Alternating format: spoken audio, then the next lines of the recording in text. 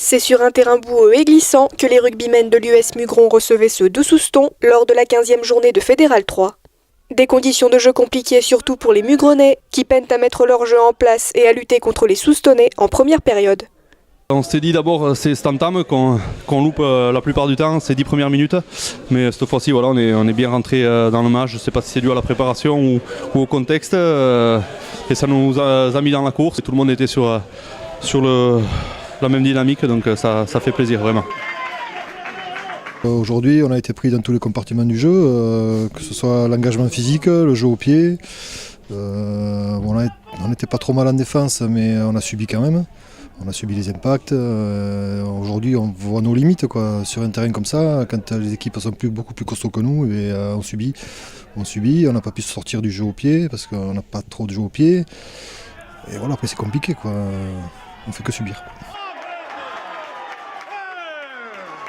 Malgré tout, les rouges et bleus réussissent à empêcher leurs adversaires d'aller inscrire leurs essais, et c'est avec seulement 3 points d'avance dus à une pénalité que les Soustonnais remportent la première mi-temps.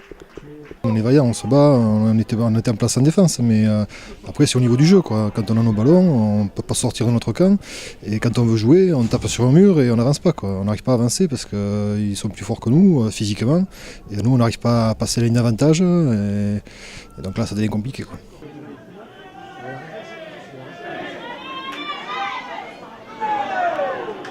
Même tableau en seconde période, avec des Mugronais toujours en difficulté face à l'équipe solide de Souston.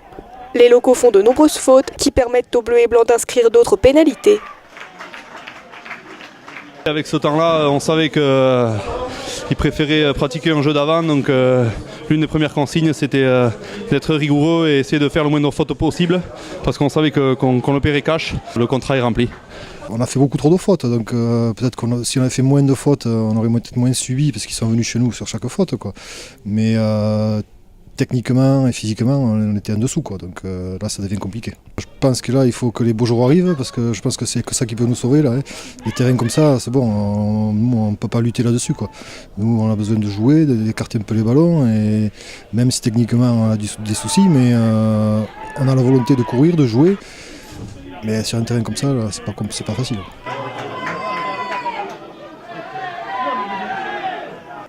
Les rouges et bleus ont toutefois tenu leurs adversaires à l'écart de la ligne d'en but durant tout le match, et c'est avec le score de 9-0 que les Soustonnais remportent la rencontre.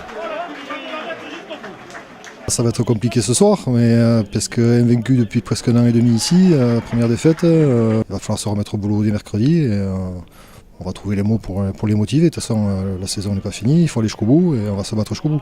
Il nous fallait 2 victoires à l'extérieur, voilà, ça a commencé par aujourd'hui.